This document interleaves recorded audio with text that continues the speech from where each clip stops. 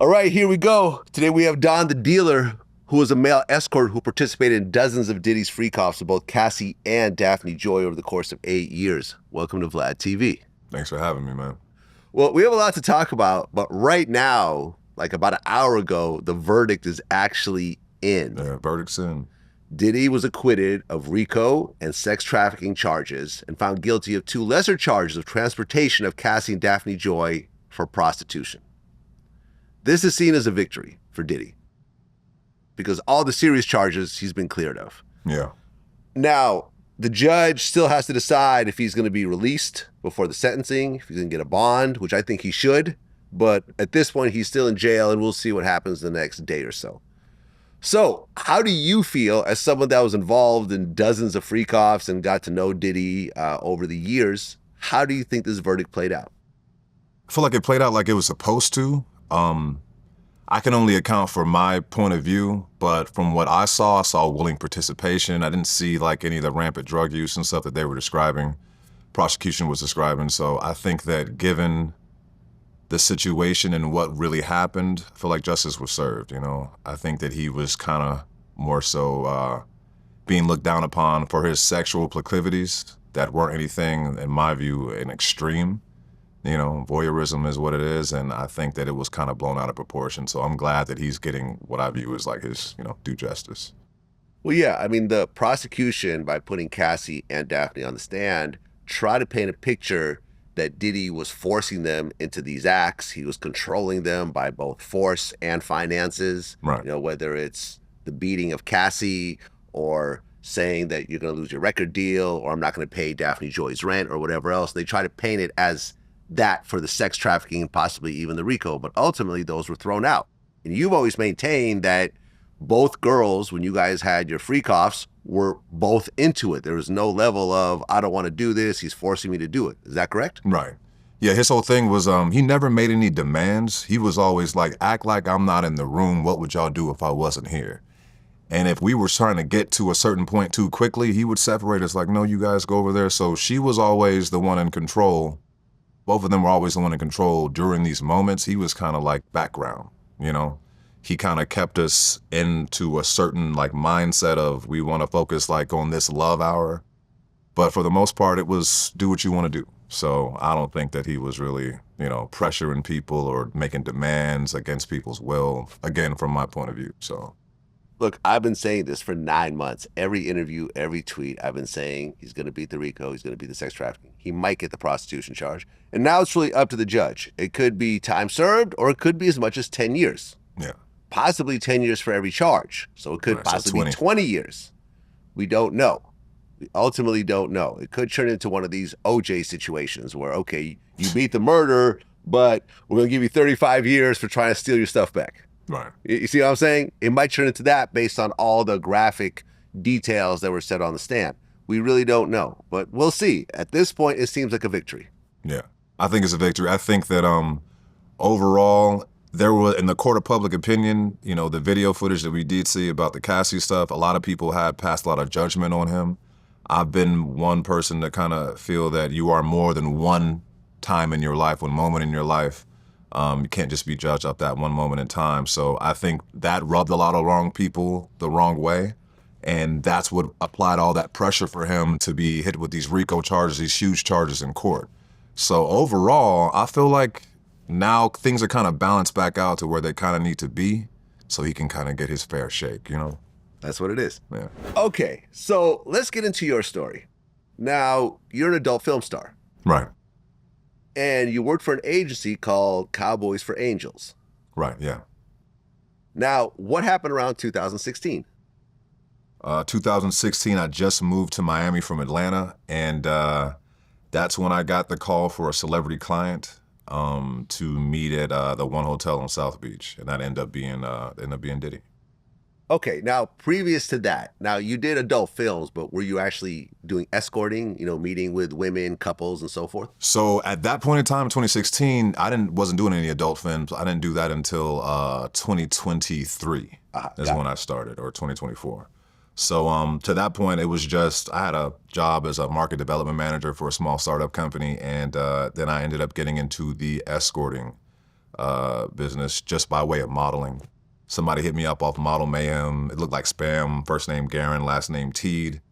Pitched this idea of being a gigolo. Had no idea what that was other than Deuce Bigelow, male gigolo. So, but ended up getting into that, and it was just dates. You know, go on a date with this older lady and just tell her she's attractive and this is a great time and compliment her, and that's all it was. It was, I mean, I had one point where I went on a date with a lady and she had heart palpitations, had to take her to the, these are old. Damn. These are old, these women are, right? So like, what was for the most oldest part, woman that you went on a date with? 73. Yeah. Did you guys consummate that? We did not. No, Okay. I'm not a miracle worker.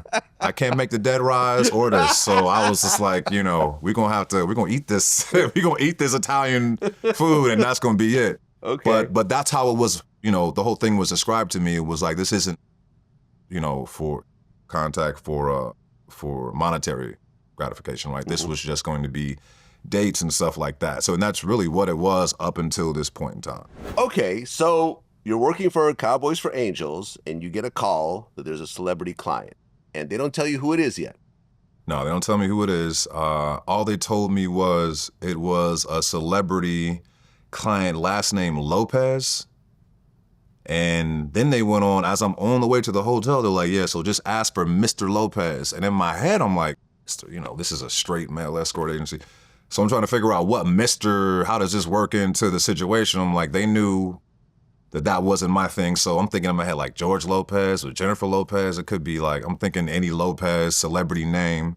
Mm-hmm. So then I get to the hotel and the front desk clerk walks me upstairs. I said, I'm there for Mr. Lopez. Get up there, it's like Latin music playing in the hallway. So I'm really thinking this is a Hispanic person, celebrity, still trying to rack my brain to figure out who it is. And door opens up and Diddy's just standing there in like a black wife beater and some shorts. And he's like, what's up, man? I'm like, oh. First thought was like, oh, it's Diddy. Like, this is, and then I was like, oh no, it's Diddy. Because at this point in time, people still, you know, those accusations were out there. So I'm like, you know, I had to double take that for a second, but it was chill. Like, walked right in and it was pretty easy. Got in there, it looked like an episode of Cribs. It was nothing but Ciroc from like bottom to top of the shelf in the refrigerator, drinking Ciroc, sitting, chilling. He offered me a joint, we smoking. He seemed like he was very, very cool guy. He just got off of some knee surgery and was doing some type of commercial about his recovery at that point in time. So all in all, when this very beginning, it was more so very chill, just kind of hanging out, smoking, chilling. Not until like a couple hours into that did he tell me like, oh, what were you doing tonight? And, you know, you about to have the best Valentine's Day of your life. And then Cassie walks out. Okay, so Cassie comes in red lingerie. Mm-hmm. And you knew who she was right away. Immediately. I'm a year younger than her, so I grew up with the Me and You song and stuff. I'm like, okay, this is crazy. I don't believe that I'm really here right now, but let's see where this goes. So. Okay, so then the two of you started to talk. Yeah, we started talking. He left the room for a second, and mind you, when I got in there, I didn't really know what was gonna happen, but I just noticed like there's a lot of towels, white towels on all the couches and the furniture and stuff. There's a red light over in the side. They're playing like, you know, some very vibey music. And there's like a ton of baby oil, like scattered about everywhere, like more than any one man should have, you know, and especially in a hotel room, right?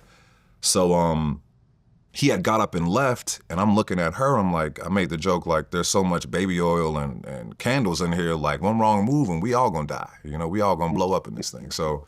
But she was very communicative in the fact that she was joking and very playful with me. She told me that she picked me from the site.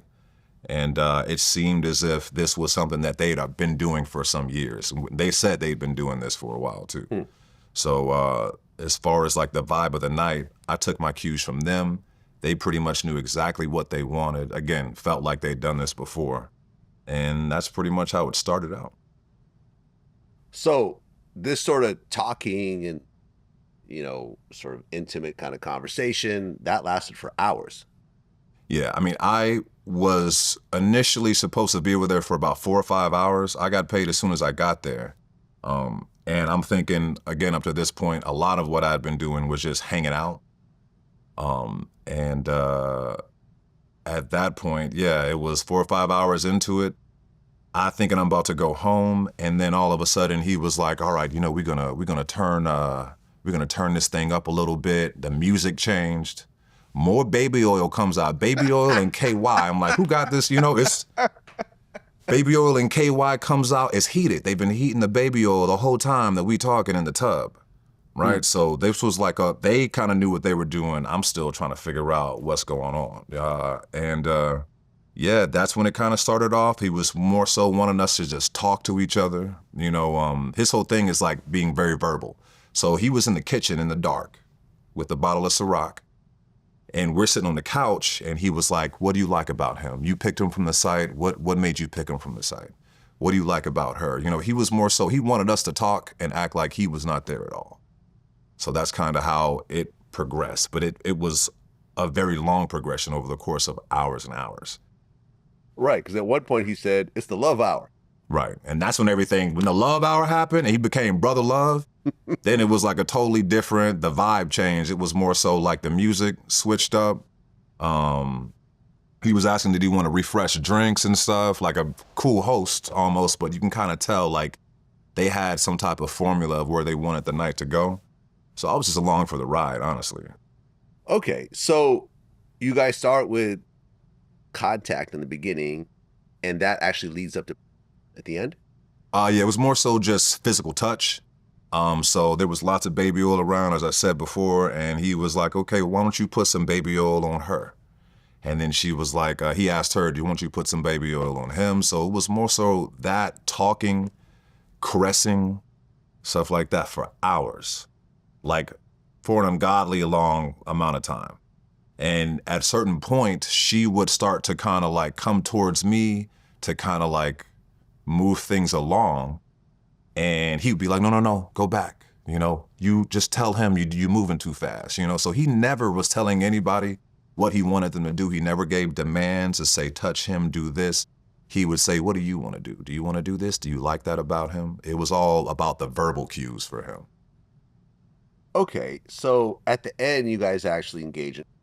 Yeah, at the end, about like hour 8 or 9 or something like that. It was insane. At the end of though, something specific happens. Right, so he wanted me to finish on climax on her. So, and this was something that she said that she was ready for as well. Again, we've been there for a couple hours. It was a weird thing because at this point in time, I'd never had like another male in the room like that. So when he was like, finish, you got to finish manually. So it was a task. Like, I feel like this arm was significantly bigger than this arm by the time I left, because I'm just like, this is weird. He's literally off to the side, drinking Ciroc, talking about, get it, king, get her, king. It was just a weird, he's in like this. So I'm like, all right, this is surreal. But so I finish, and my thought process is, they were getting up to go take a shower because we were in the living room, and they were gonna go back to their back room. So when she got up to go to the back room, I didn't think anything of it. You're not gonna use these KY Johnson & Johnson towels to wipe that off, right? So I'm thinking you're gonna go to the back room. So it never crossed my mind what they were doing back there. Had no idea that she was finger painting on his chest with, so yeah. Yeah, what was funny was when I had Punisher on my show, and the exact same routine, right? Have pull out on her, and then she would like run off in the other room, with it. Because a lot of times with him, like Diddy would go in the other room before they finished, and she would like go to him and close the door. And he said when he watched the trial, and when she said that, she would take the cum and rub it on his chest, he was actually relieved because he thought that Diddy was eating it. I don't know if I'd be relieved. I'm probably equally as terrified from both of those things, right? I'm like, there's no way this is a good scenario. It's all bad, no matter how you do it. It's a lot. I found out just like he did during the court process, and I'm reading this transcript with my girlfriend, and she's like, he did what? So it was like, we were all blindsided by that. I never got that vibe from him. You know, that this was something that he was, to me, it was just, he's all about the visual. He wants to watch. I didn't know they were engaging and stuff in the back room. When they would leave, he would be like, all right, bro, you can go ahead and order room service and smoke. And, you know, if you want to leave, you can leave, or I'll come back out and we'll hang out for a second and then maybe we'll do another one. But, you know, this is like 8 or 9 hours in. I'm not trying to do nothing else. So more times than not, it would just be wrapped up after that. Okay, so you got paid $3,500, Mm-hmm. and they booked you 2 more times. Yeah, they booked me 3 more times. One of those times, I came over and I got off the elevator and he pretty much met me at the door and was like, hey, she's not feeling good right now, so we're gonna scratch this and do it like a different night. I'm like, all right, cool. So. Okay, now, as you're getting to the second and third session, it was pretty much the same routine, but certain things were different, because at one point, you guys would be having, you and Cassie, and then Diddy would like tag in? Yeah, like so we'd be engaging and he would be like, all right, King, like I'm about to tap in right now. And then he would say, go over there. So I would go over there and then he'd come over and then they would engage in their own passionate intercourse, which wouldn't last too long. And then he'd be like, all right, I'm good, come back over. And he'd go back over to where he was. And then I'd sit there and yeah, he kind of switched off, but he never wanted me around him, which is why I thought that the gay accusations were a bit much, because knowing him as long as I've known him, right, I never got that vibe from him. He never even wanted me next to him when this was happening. I didn't want him next to me either, so it seemed like we were all on the same page, right? So Yeah. he did his thing. Although rubbing your cum on his nipples is somewhat gay, so. I wasn't involved in that. I wasn't involved in that, I know but you yes. weren't, but I'm just saying, yes. Yeah, what he did, that was diabolical. There's what he that did one behind hill you have closed to get doors. over, you know, to Picasso try to on his dispel that chest. myth. I'm just saying, it's a big hill. It's very steep. It's a very big hill. It's a very steep hill. Now, in the beginning, you and Cassie were using condoms, but that switched at one point. Yeah, I think one time we went without, and to be clear on that, he would always ask, do you want to do this without a condom? And they would have a conversation as if I'm not in the room, very calm. She'd be like, oh, I don't know. He's like, you know, these guys are tested. And she would ask me, I'm like, yeah, I'm tested. And he'd be like, do you want to do this? And she'd be like, you know, no, not right now. And he would kind of just let that go. He was never forceful in like saying, you need to do this, you need to do that. So, and I think one of the times out of the 4 was one time that we did engage in intercourse without protection, but it was very quick. She came to me and started that process and looked to him to see if this was something that was like cool to do, and he kind of gave a head nod, and that's what it was. In the words of Cameron, how's the pussy? How do you think it was? It was great. It was great? It was great. I was singing Me and You in my head the whole time. It was good. It was good. Okay. So after the 4th time when Cassie couldn't join in, that was the last time that you saw Cassie and Diddy together. Yeah, that was the last time. Well, then we fast forward to 2021, which is like 5 years later, and you get contacted again. Right. So what happens then? I get a text message on my phone, and it was saying, he's like, hey, this is Diddy, this is Puff. Are you around? I had no idea he had my phone number. But I guess because of his inability to book in advance, the agency I was working for thought it was better that, you know, I'll just give you his number and you guys just, you know, talk amongst yourselves. So he reached back out and was saying that he had somebody new and that he wanted me to come over just to explain to her about what we call the lifestyle, right? Like inviting other people into your bedroom and exploring your sexual side. And that's all it was going to be about. So when I went over there, I didn't know who it was going to be. I just knew that he kind of wanted me to kind of like drop the knowledge on what to expect with all this and see if it piqued her interest. Okay. And this time it was Daphne Joy. Yes, but I didn't know it was her at that point. Mm-hmm. But yeah, it was Daphne. All right, so describe that first meeting. The first meeting, I met him at a hotel in, I think, South Beach, and he sat with me for a second and was just like, hey, yeah, I got a new girl. I want you to explain to her a little bit about the lifestyle. She seems very interested in it because I told her that I'm interested in it. So if you can kind of explain to her the subtle nuances, you know, involved in the lifestyle, like that would be a big help to him. I was like, sure.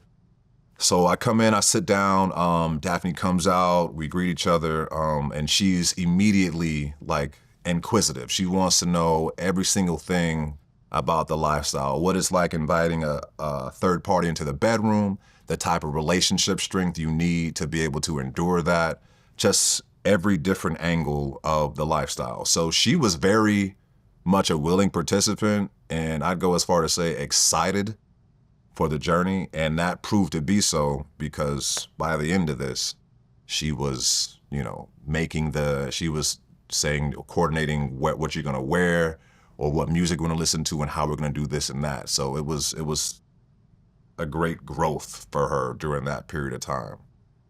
So the first Freakoff with you, Diddy, and Daphne, was it pretty much the same as Cassie? Pretty much the same in that the way that they went about the night, the scheduling of it was pretty much the same. The difference was Daphne was so much more wanting to be in the room. So me and him had a lot of time to just kick it and smoke and talk. But with Daphne, she was like right there. She wanted to smoke. She wanted to talk. We were talking about our kid. We just, you know, we switched off, you know, in the parent mode, all of us having kids. We talked about kids, we did all that stuff. So, and then it gradually got back into the lifestyle and what to expect and what she felt was sexy and how to incorporate that into what we were trying to build at that time. Okay, but the same routine. Essentially, you guys would start with various types of foreplay, which would lead into penetration, and then you would pull out, bust on her, then she would bring it to Diddy. Yeah, pretty much. Except for the last part, I had no idea she was bringing it to Diddy. So whichever camera, but yeah, I had no idea. So, but yeah, that was the whole flow of things. Yeah. Well, Daphne ended up taking the stand, and she talked about this particular situation, and she painted it slightly differently. She said the moment the relationship soured for her and Diddy was when she was asked to participate in the first Freakoff, which he called hotel nights. So after the hotel was set up, she would get dressed up in lingerie, and Diddy told her that a male escort named Don, who he knew, was coming. You know, the woman, the escort poured baby oil on each other, 12 bottles at a time. They started with touching. You know, basically, she said that she was trying to move things along. Combs was like, no, let's slow down. But she said the initial experience performing a Freakoff made her happy because it was taboo, but she thought this was just one night of fun. She didn't think she'd be doing it again, you know, but it opened up Pandora's box. She was never able to shut it because she said after the first Freakoff, 90% of their sexual experiences involved Diddy, her, and another man. Okay. Were you aware of this? I was not. To my knowledge, I knew that he spoke of other people, but in those instances with us, it was only, I kind of thought I was the only person involved at that point, at least in this area. So, yeah, I mean, I didn't know about the intricacies after the fact. Okay, but you continued to meet with them dozens of times? Right. So by the second or third time, you realized, okay, this is Daphne Joy, AKA 50 Cent's baby mother. Right. Did you feel any type of way about that? I don't know that, man. It is I don't what know it that, is. man. Right. And, you know, it is what it is. Like, yeah. Well, and you guys always met in Miami, Right, we always met in Miami. either in hotel rooms or a couple times at Diddy's Star Island home. Yeah, the last 2 times at his house. Okay. And at one point, he kind of pranked you a little bit. He did. He pranked me a little bit. It's a scary moment. So, I don't think he did it on purpose, but so he's always made the jokes that you and I would hear, right? Like, oh, he's this Illuminati, soul to soul, like certain stuff like that. So he jokes around like that. So the last time I'm at his house, we're in his bedrooms, huge, like 2,000 square foot bedroom. Daphne's on one side, he's on the other side, and I'm kind of in the middle of the room. And he's trying to show me, because I've never been in here before, that the Alexa controls the lights and stuff. So he's like, Alexa, turn off and stumbled over his words, and all the lights went out in the room, right? So up until that point, I've known this man like 8 years at this point, right? I have complete faith that this was a heterosexual male. But because of all the jokes, when them lights went off, I got scared. I was like, oh no! Like, so I dropped down to the ground, butt down, boom, right? Just in case you never know. It's dark, I'm in a new place, I'm scared. Yeah, I'm like, yeah, no sir. So I'm sitting down on the ground and I'm kind of like, I'm bugging out, but and all of a sudden I hear, and it sounds like it's coming from all around me. Hey, Don, they say I'm gay. I'm like, nigga, what? Like, I'm like, oh my God, bro. But he's joking. I didn't, after the fact, I realized he's joking. But when the lights came back on, he was like, what you doing on the floor, man? Like, I'm on the other side of the room. What you doing on the floor? I'm like, nothing. I'm just, I didn't want to trip and fall. Like, I didn't know how to explain that, I know you, but I don't really know you like that, man. So, but, I know you like that. He would make those jokes from time to time about just joking on himself and public perception and stuff. So, but, yeah. Well, there was a situation where you, Diddy, and Daphne were getting ready to have a freak-off, and Daphne was running the tub with a bunch of the baby oil, and something went wrong. Yeah, that was that last time I was there. So they heat up, when you have like 1,000 bottles of baby oil and KY jelly, like you can't pop that thing into the microwave if you're gonna heat it up, right? So they would run a big bath and throw all that stuff in there. So like, it's trippy to see, like if you were to look inside the tub, it's like you can't see the surface of the water, you just see floating bottles, right? So I guess they turned that on, we start talking, and she over flooded the whole bathroom, so he had to get a whole team of people up there to kind of clean this stuff up, and it's kind of awkward when you know the man's reputation and workers are seeing you there as a male. You kind of have to give them this look like, no, it's not what you think. It's, you're not even like that. Like, I don't know how to emote to you. This ain't that type, but yeah, so it was a whole thing, but the whole bathroom flooded. It was a mess. Now, as you guys had more and more freak-offs, because you had, 20-something freak-offs with Daphne? Yeah, probably like 20, 25 or something like that. I mean, was it always the same, or was there other men involved, or the women involved? Like, was anything ever different? It was always the same. It was always me, him, and her. The only difference came in, there was a time that he just bought a company that sells psychedelics like mushrooms and chocolate. Mm-hmm. And he was like, we should try some of these mushrooms. He'd never done it, she'd never done it. I'd done it a couple times. So I was like, yeah, let's try it out. So we do it, and a couple minutes later, I'm on the couch, I'm chilling, there's music playing, red lights. Daphne's dancing in front of like a mirror they bought to the suite. She's dancing. When you take mushrooms, you can't lock in looking at your own reflection. You'll be there for hours. So she's dancing. And I think he was on the balcony. So I'm vibing out, and then my peripheral just face right next to me. And he looks at me with like that Diddy demeanor, like, I'll jump off this motherfucking balcony right now. You seen that movie, Get Him to the Greek? I'm just like that shit in real life. And I was just like, what's happening right now? Like, I'm too hot for this. It was weird. It was a weird scenario. Then he starts like, he's halfway crying. His ex-wife, Kim Porter, had just passed away. And that was really taking a big toll on him. So he like kind of tearing up, telling me about him taking time out with his daughter to learn surfing in Malibu and trying to get back to family and keep all that together. So, but for the most part, it was the same. Every once in a while, there'd be a deterrence like that. So that was a little... I mean, were you ever not able to finish? Ever not able to finish? I mean, it's a high pressure situation. It was a high pressure situation. Right here, right? But here's the thing though. So by 20, like the second, third, fourth time, it was more so of like it was a hype mode. Like, how many times you got Diddy in the back? Go ahead, King. Do it. I'm like in my head, like, yeah. Take Yeah, that, that's take a that. shiny suit, man. Like, I'm about to go Was he out. Harlem shaking while you were doing like your Harlem thing? Shake, Like- you know, little Diddy bop. Was he really doing that? He's in the kitchen. He will dance. Like, he was in the kitchen like this. So he was really Harlem shaking. Okay, He was like, I all got right, it. King. You know, I'm like, all right. I don't think he remembered my name at that point. All right, King. And it's just, I'm like, all right, yeah, let's go. But there was times it's like, you know, it's hard because, again, I'm not really used to that scenario. So there was a lot of like, it took a minute, but, you know, you did what you did. Well, was he actually like masturbating while you were having sex with Daphne or Cassie? That's one thing too. So like, I make it a point to not look at things that aren't gonna benefit me. That was not gonna benefit me to see that at all. I don't wanna remember you that way. I don't wanna remember you that way. I wanna remember you dancing in the back of the videos like should say, right? But so I never, and the thing is, there was always a lot of distance.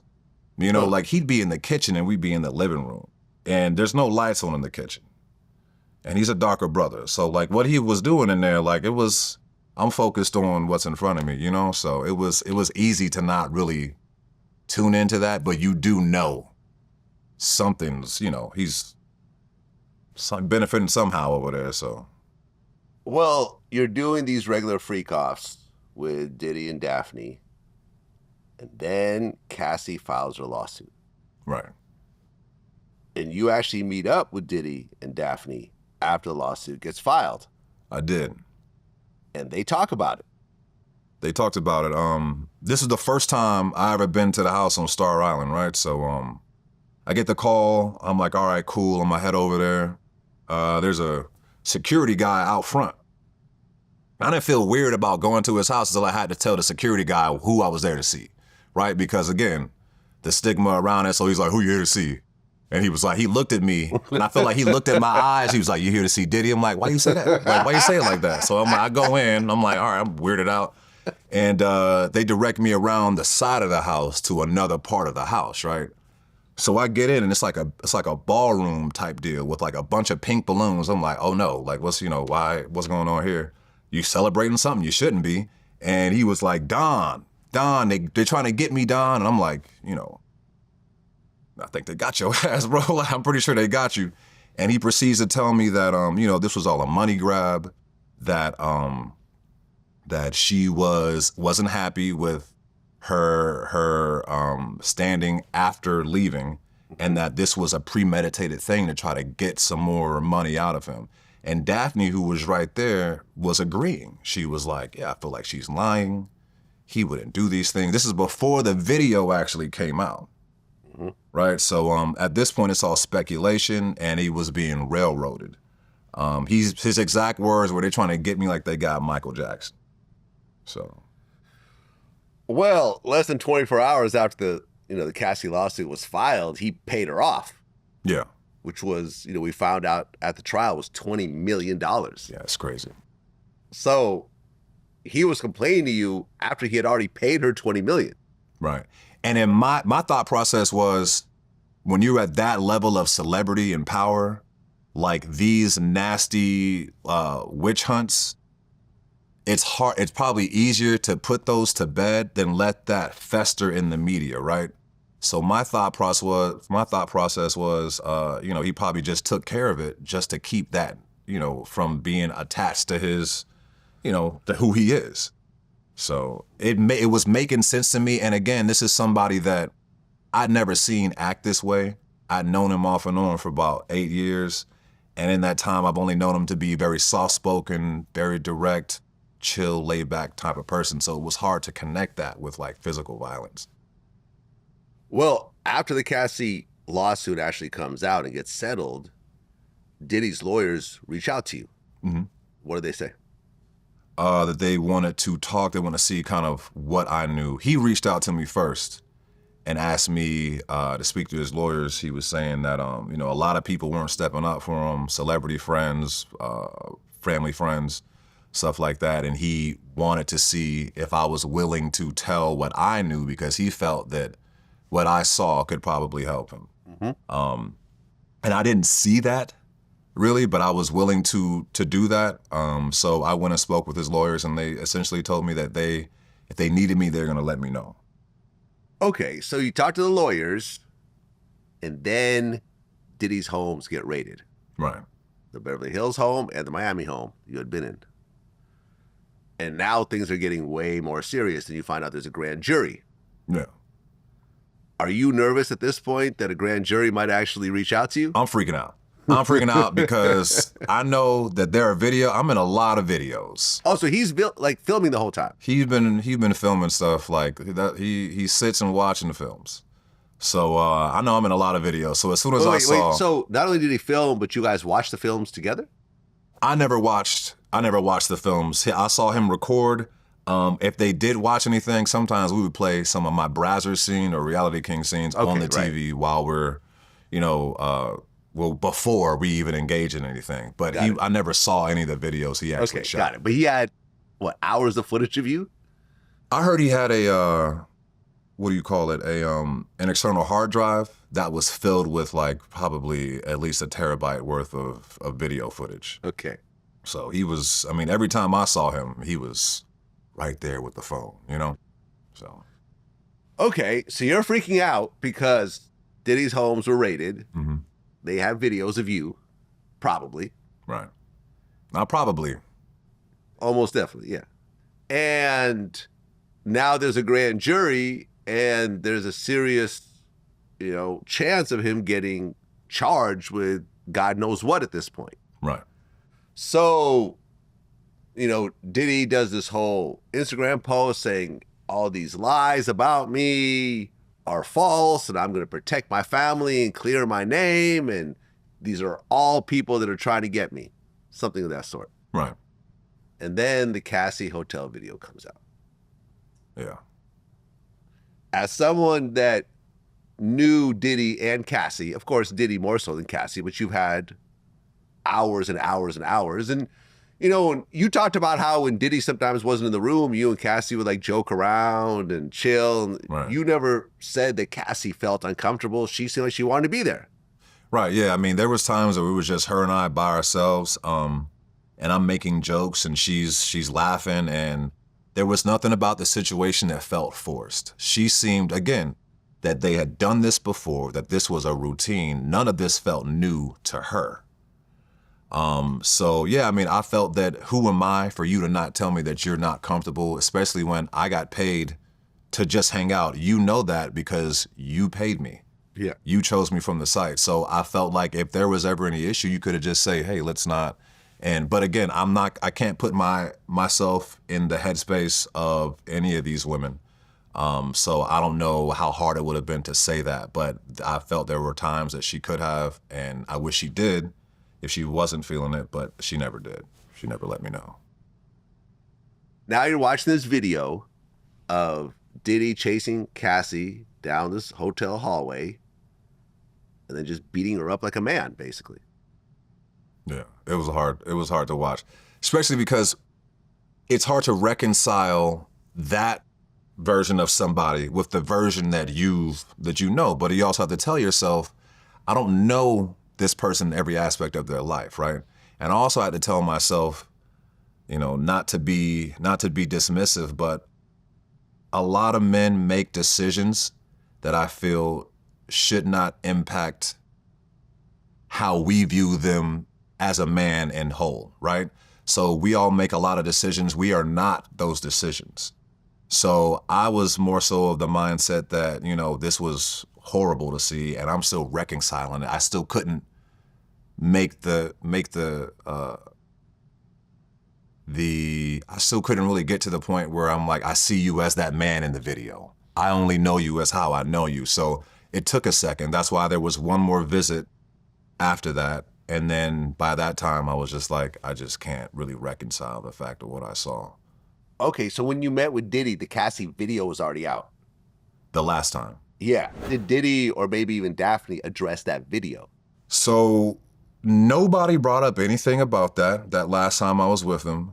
The only thing that was going on was he was on the phone a lot. I think he was losing sponsorships. So I heard him say, I'm about to crash out probably like 7, 8 times. Trying to keep certain relationships intact while going through this court process, in the court of public opinion as well. So They never spoke about it. Like after that video came out, we never talked about that at all. Well, and then Diddy gets arrested Right. and he's given no bond. When he gets arrested, what did you think?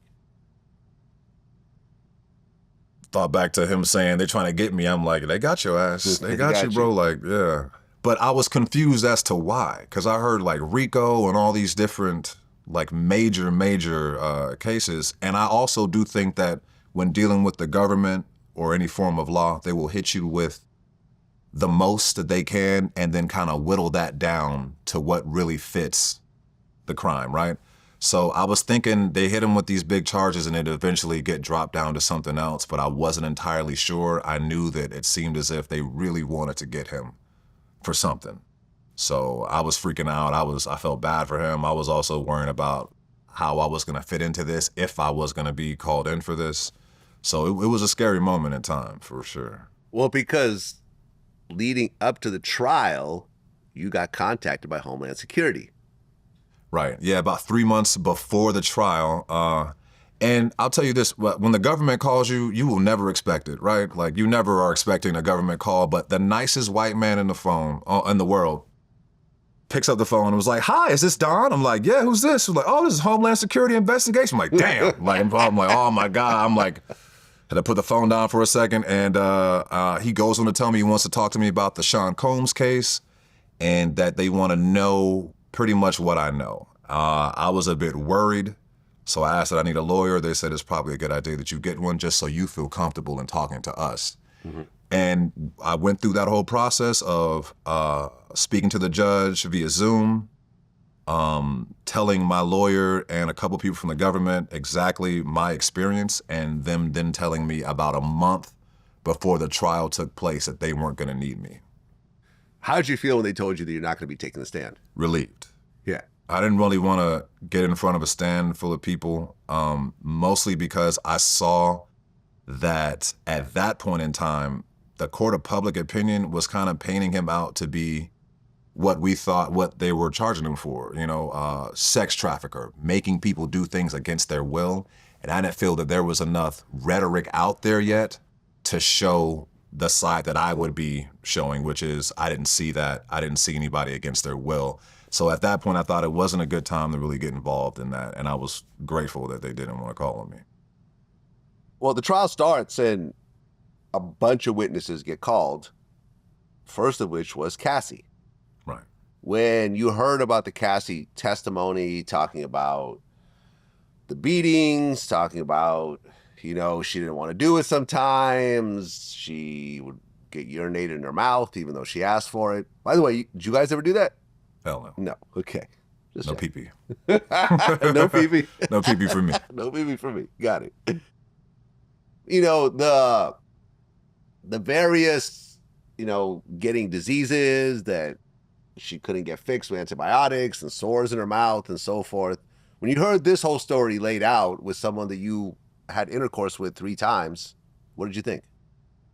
The first thing I thought was I felt so bad for what she was telling us that she had been going through.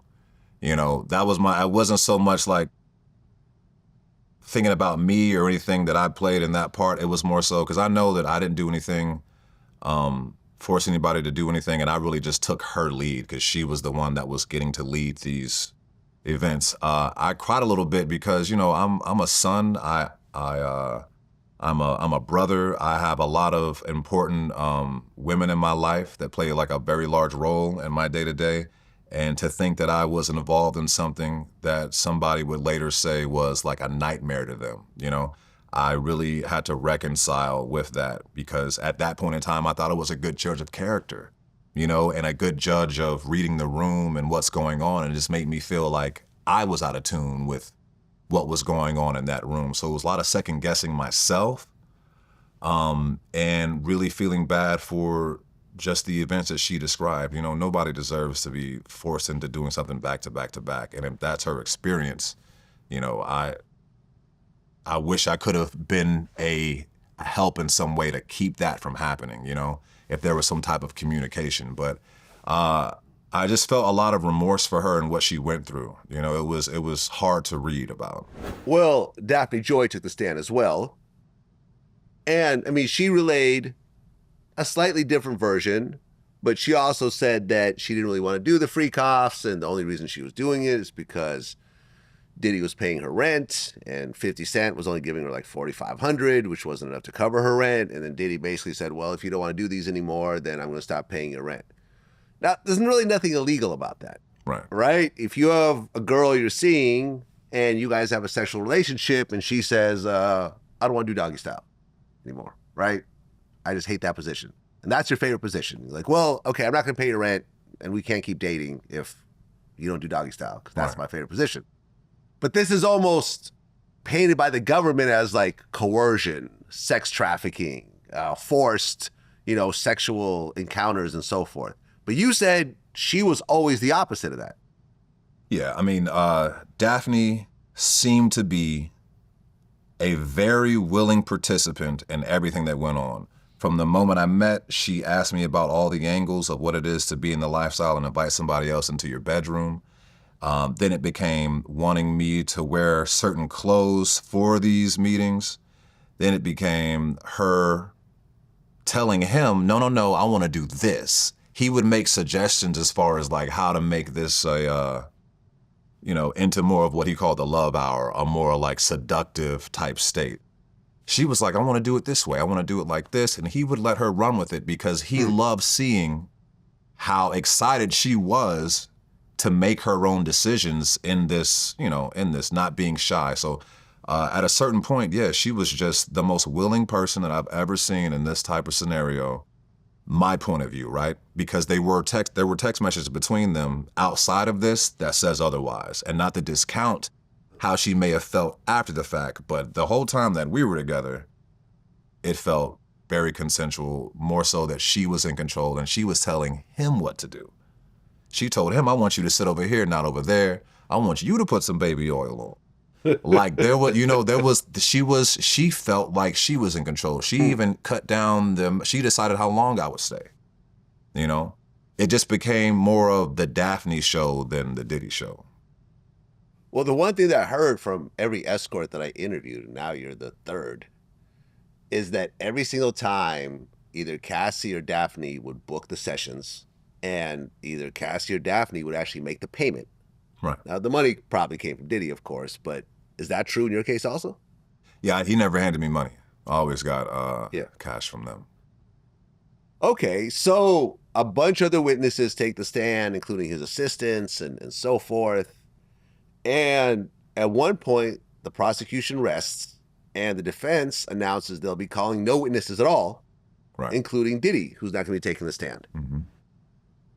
It goes to the verdict. And then today, like we mentioned in the beginning, he was found guilty of the prostitution charge, but not guilty of all the serious charges. No RICO, no sex trafficking. Right. Which ultimately I've been saying for the last 9 months. Yeah. I kept saying this over and over again. Essentially, Diddy was found guilty in a federal court, costing millions of dollars for tricking. Yeah. Yeah. Yeah. Guilty of tricking. Yeah, it's weird. Yeah. And at this point, he was guilty of 2 charges. Now, each of those charges have no minimum, but they have a maximum of 10 years. So there's a chance that the judge might give him 20 years. It's a slim chance, but we don't know. We don't know. Now, I remember I had Judge Mathis on here recently, who's, a former state judge. Mm-hmm. And he said when it comes to these sentencings, like even though the charges might be minor, the judge looks at all the stuff that's been said on the stand. So all this abuse, violence, alleged kidnapping, alleged arson, all this other stuff will possibly play a role in the sentencing. Right. So he might even catch a bunch of years, but we don't know yet. Or he might get time served and walk out tomorrow. We don't know. Right. What do you think he should get? Well, first, I think that he should, one, be considered for time served because he's been in there about 9 months already. Mm-hmm.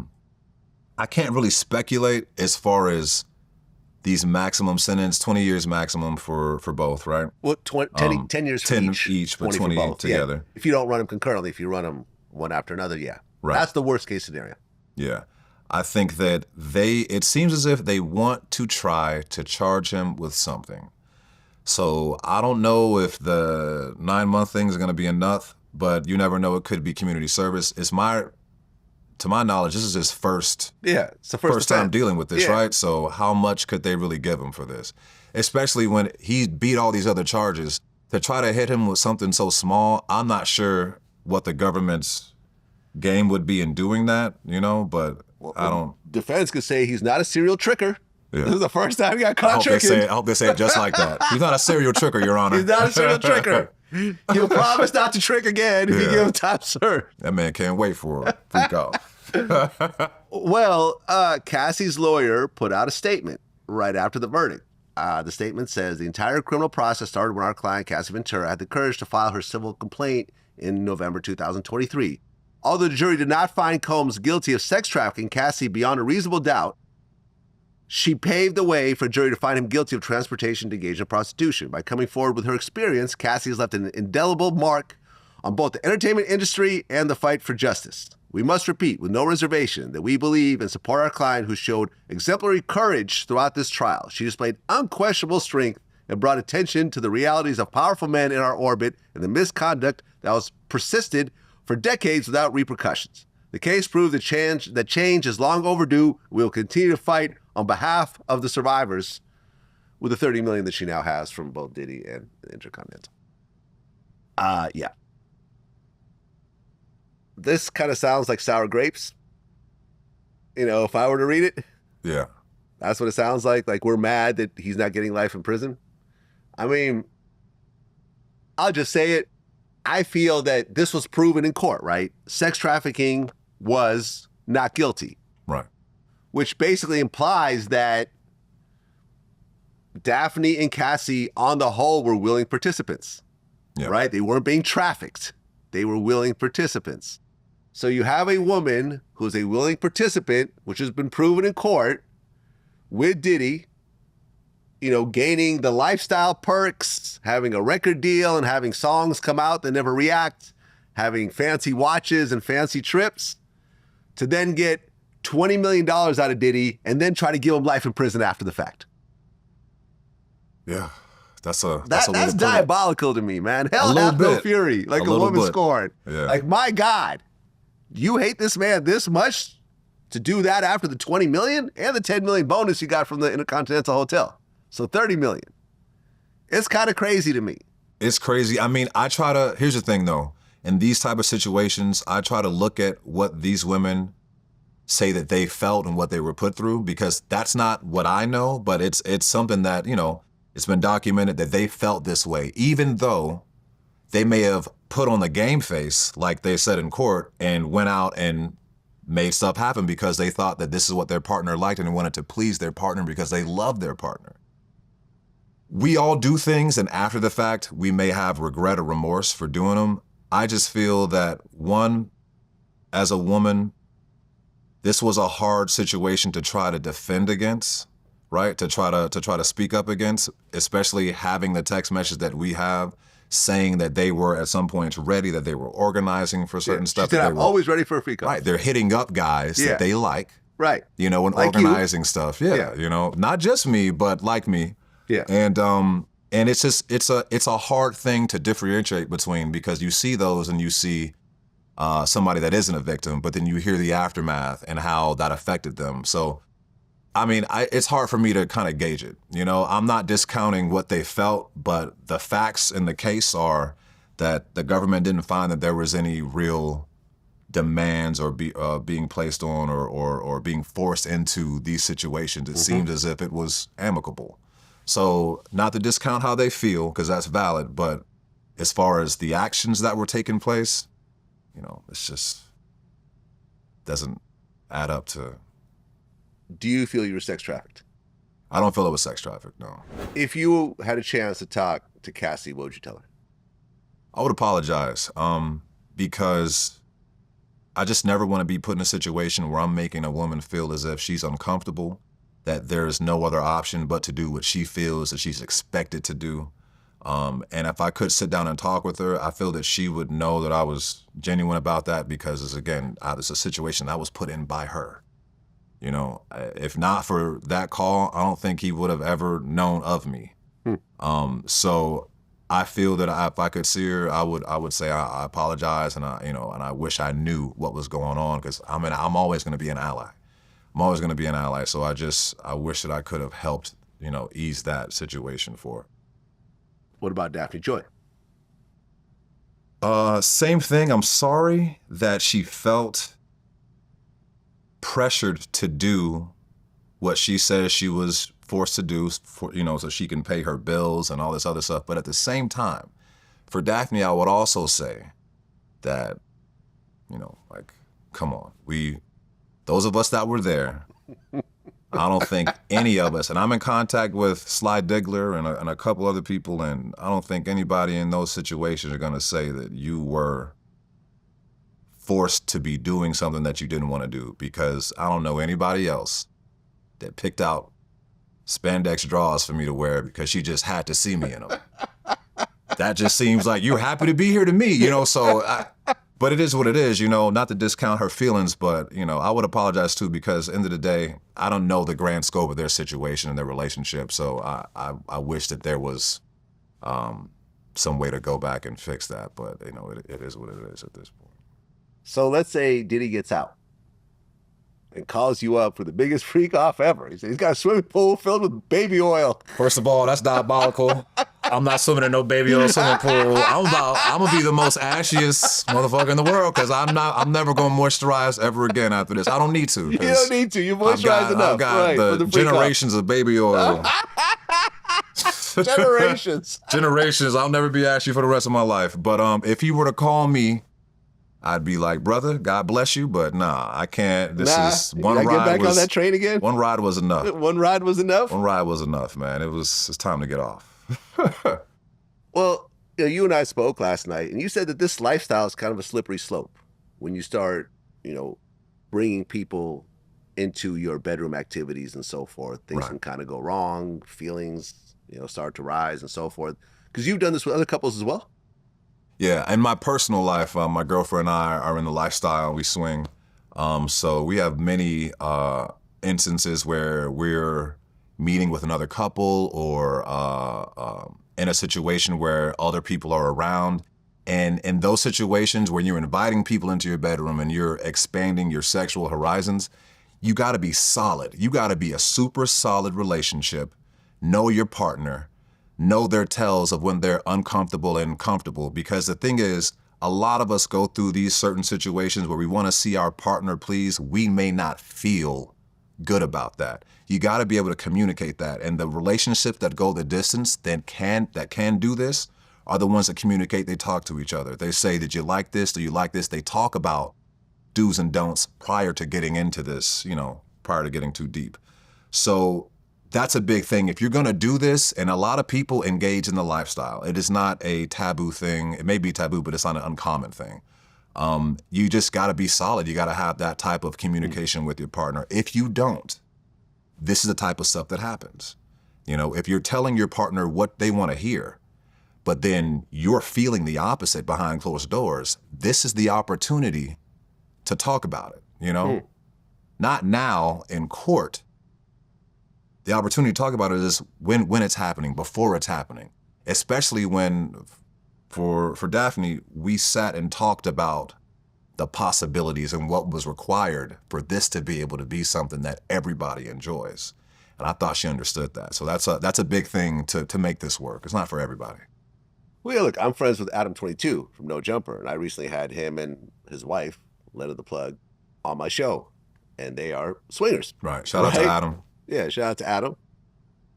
Not only do they have threesomes on camera, but also she's had, solo scenes with Jason Love twice now. And then they had a group, a threesome with Lil D, and, all types of stuff happens. He's had solo scenes without her, and they seem like they have a loving, good marriage. Yeah. From my point of view, You know, I've been around a lot of couples. They seem like sincerely happy. They have one kid together, another possibly on the way, you know, but, you know, at the end of the day, things could potentially go wrong. And at one point, Diddy actually wanted to go with you to a swingers club where he was going to disguise himself. Yeah, he was like, this was around the Daphne time. This was because the Daphne time was a heightened time for everybody. She was like, oh, that's a great idea. He was like, I want to go to a club and I want to walk around and just see people. You know, the way he said it in that Diddy voice, he had the kind of like that bottom lip hanging like, yeah, I just want to go to the club and just see people doing their thing. You know, and I'm like, all right, like, let me see if I could set this up. And I was in the process of going through that with some places in Miami. And last minute he canceled. He's like, you know what? I don't think it's a good idea. You know, all the cameras and stuff like that, which is ironic because now he's known for exactly what he didn't want people to know about, which is wanting to be a voyeur and walk around and do and explore this sexual realm. So, but he wanted to go out because he wanted to just experience watching multiple people have sex, have fun, whatever that included, you know, so. It seems like this cuckold thing seems to be popular, particularly with wealthy couples. Yeah, it's usually a wealthy couple thing. Right. So, for example, I'm not going to say who, but one of the escorts that I spoke to off camera said that they did, you know, that he had a cuckold type session with A-list celebrity and her husband. Mm-hmm. And when he told me who it was, I was like, my jaw dropped. You believed it, but I felt like you believed it, right? I believed it. Yeah. I'm like, whoa. He even said that he thinks that the husband is gay based on the way he was kind of acting and so forth. And it was like, whoa, they have kids together and so forth. For example, you know, Kanye and Bianca, he named his album Cuck. Yeah, he's been wild. And I've heard from multiple people that not only, I know one guy that actually did, you know, a cuckolding threesome with them, but I also know people that were, you know, they had reached out to him and there was bookings in process that ultimately never happened. Did you hear about this as well? I'd heard the adult film industry is filled with people that got stories just like this. People reach out to us all the time and try to make fantasies reality. And it doesn't surprise me that this particular person was getting hit up or putting out feelers to try, because it happens so much, you'd be surprised, you know. I've heard some stories. I can't be substantiated, but I mean, if this is any indicator that this happens, then the other ones probably are true too. I heard a story that this porn girl told me this story, right? I'm not going to say who this is on camera. I'll tell you afterwards. I'll tell you, but this story was wild. This was years ago. An agency reached out to her and said this famous black Hollywood couple are having a sex party and they want you to come. She was like a popular, you know, black porn star at that time. She was like, sure, no problem. Okay, but we also want you to bring a male porn star or someone that, you know, could perform in this type of environment. She's like, okay, cool. I know some guys and so forth. Like, well, there's one more detail to the story, right? What the couple wants is they want the male to have sex with a woman, pull out, and come in the husband's mouth. And she said, well, I don't know anyone that does that. Yeah, I'm gonna say, I don't know one damn person that's gonna do that. In the porn world, and I've had lots of friends in the porn world, both male and female over the years. It seems like the gay porn world and the straight porn world really are kind of separate. They're separate. Yeah. We don't go, it's not like we go to the same events. It's a different way that things are done. It's a different part. So yeah, and this was not something that she was on the internet with or doing an interview about. This was just a private conversation, you know, we had one day, and it was like, damn, like those two? She's like, yeah, those two. And, you know, when I tell you, you're going to be like, I'm not really surprised. You know, I'm telling you right now, I'm not going to be surprised. You're not going to be surprised. I'm not going to be surprised. You're not going to be surprised. Nothing surprises me anymore. I've done scenes, I'm just like, this is what people are really thinking about out there. Like the scripts I've seen. It's a sick world. So people, there's nothing that's going to surprise me anymore at all. 1,000 bottles of baby oil. I'm unfazed. Yeah. I'm unfazed. So after all the dust settles, Diddy does whatever time he has to do, whether it's a slap on the wrist or maybe a year or two, or maybe Trump even pardons him if he gets a longer sentence. Do you think that Diddy will come back and get back to kind of where he was before, or do you think that the stigma of this is just going to haunt him forever? So here's the thing. So I think the stigma is going to stick around for a while, just because sex is such a taboo thing in this country. I think that his association with that and with the charges that were brought forth and all the media controversy behind it, for him to get past that, it's going to take some years. He might have to go to Africa like Dave Chappelle did. He might have to go to Africa with the people and chill out for a couple years, just because the type of endorsements he had prior to this, I don't think a lot of those people are going to be hitting him up, which is unfortunate, because everything that he was charged with, now it just comes down to these two things. If it was just two things in the beginning, would he lost a lot of these sponsors? I'm not entirely sure. But I think right now he's probably a little bit radioactive, and they're gonna wait till that to cool down. But the thing about him is, nothing about him has led me think that he's gonna just sit back and just fade away, right? He's a survivor, he's a hustler, he's a businessman. He's gonna make his money and make his way back, as he's hungry, you know? I mean, look, he's still rich, and he's got 100 lawsuits against him. But what's interesting, because I talked to a lot of lawyers around this case, some of which were even asked to be on the case and, turn them down. If any of these civil lawsuits were based on actual facts, they would have been incorporated into the federal case. Correct. Not a single one outside of Cassie's civil lawsuit was included. Yeah. Which makes you assume that all these civil lawsuits are based on a lot of nothing. Right. I think that's a lot. Again, my first impression of meeting him was, oh no, it's Diddy, just because of the stigma surrounding him. No, Diddy became a phrase. It became a phrase in the immediately. Urban world. When you say no Diddy, everyone knows what you're saying. The diddler. Like, this is it's crazy to me, but I feel that, I don't know, I think that overall he's gonna be fine, because he's got the money, he's got the know-how, he's got the connections. It's just gonna take time. Yeah. It's gonna take time. But I don't think this is the last we've seen of him. I don't think so either. I don't think he's good at being low key. I think he's nothing about this man. He's gonna have is low key. For all we know, he opens party. up. He could open up the next. Some people show up. He can open up the next Pornhub or the next browser studio. Diddy, Yeah, I mean, listen, you can't argue with a man anymore, because all the guy got to say is like, well, he's had to rub dudes come on my nipples. What do you come back from that? You can't come back from that. That's it. That's the end of the argument. I'm trying to forget these things, man. There's a lot of therapy that's going to be involved after this interview. I'm like, he did what? He did what? Oh, God. Yeah, man. He probably did it with yours. I would like to think that mine, for whatever reason, was unusable. He was just like, you know what? This is not my style. Like, I'm a go wipe that off. Fingers crossed. Yeah, like yesterday, I interviewed Rico Bozant, who was one of the escorts also. He met up with him, a few times.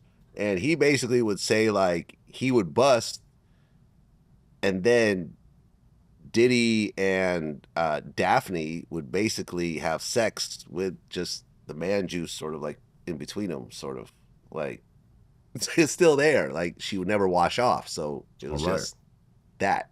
Yeah, well, that's a thing. That's a thing. That's a thing that happened to him. What did he stay in the room after that? After that, I'd have to. Well, no, they would sometimes have sex in front of him. Okay. Yeah, so that was a little bit different. Yeah, I mean, I don't know what to say about that. That's a little much for me, but Yeah. That might have been the last time. It's a bit much for everybody. That might have been the last time I came over to the Diddy house after that one, because I don't know. Look, it is what it is. And like I said, I feel that overall I'm happy with the verdict, because I've been saying that this is probably what's going to happen. But you're saying that if you have an alternative lifestyle, if you don't have a wife or a traditional girlfriend, if you have multiple girlfriends and you fly women out and you're having threesomes, and drugs might be involved, but everyone's taking the drugs themselves and no one's being forced to take the drugs. Right. Because remember, the jury even asked, if you ask for drugs, is that the same thing as distributing drugs? Like, is that person distributing drugs if the person asked for it?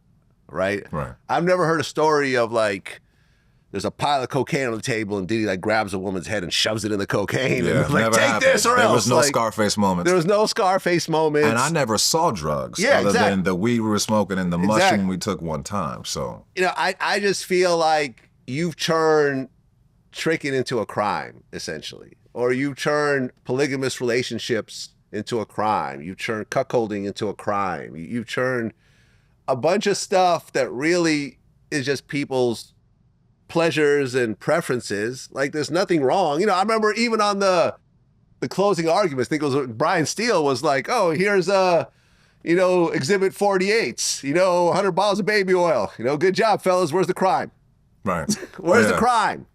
Good job. Freako the feds does not warrant Rico. got these pictures. This Freako is part, does not this mean is part Rico, of the trial. so. Where's the crime?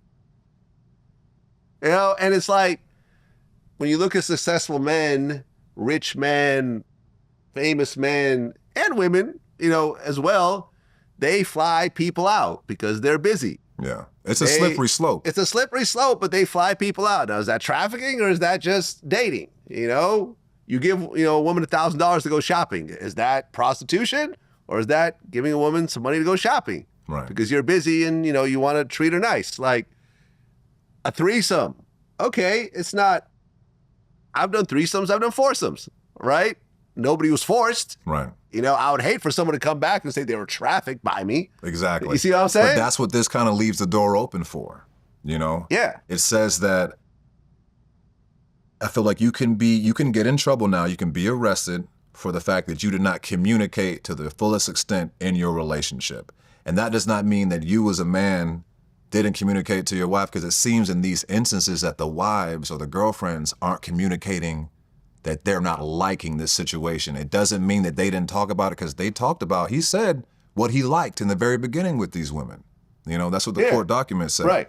So I don't know. I just feel that it's a slippery slope. I mean, not communicating with your partner can now lead to sex trafficking charge against you. Yeah. It just, where does that end? And who's next? It's crazy. And it is a who's next. And it's sort of like, I think the prosecution said, as long as Cassie did not want to do one of the Freakoffs, you have to convict him for sex trafficking. So she did 100 of them and she liked them, but one of which she wasn't comfortable with, that's now sex trafficking? Is like, come on. Yeah. We all have bad days. We all do things for our partners that we may not want to do at that very moment, but we do it for them. Right. Whether you're a man, a woman, a trans, gay, straight, a relationship is a relationship. Yeah. A relationship is not always a traditional relationship. And sometimes there's other people involved. And when you're dealing with certain types of people, usually they're open about letting the other person know, hey, listen, there's other people involved. You and I have something special, but I'm also seeing some other people as well. Right. I also have a baby mother. I got kids here. I got this person who I'm living with, but I'm also have a place over here and I could put you up or whatever else. All that to me is fine. It should not be criminalized in a federal court. Exactly. And I think we saw that today, and it just kind of bothers me. And I feel like, people like Cassie who are being, who are painted as victims, I don't really feel like they're really the victim in this point, because everyone I talk to have always said, between you, Punisher, have always said Cassie was with it. Cassie seemed like she was totally into it. Daphne Joy, the two escorts I talked to, have all said that she's with it. She was totally, fine with it. Deep down inside, if someone thinks differently, I guess, but if you do something 100 times, you say one time I didn't like it, that shouldn't turn into a disaster, right, legally for you. And so, that's my take. Yeah, and I've been saying it the whole time. We agree. We definitely agree on that. So, well, Don, I appreciate you coming in. I feel like you really give a glimpse into the reality of what actually happened, because the prosecution tried to paint a very, very different story. Right.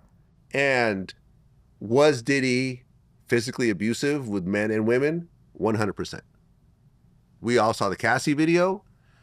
Look, my ex-assistant was there when he saw Diddy throw a laptop at his assistant because she couldn't get the Wi-Fi working, Right. barely missing her head.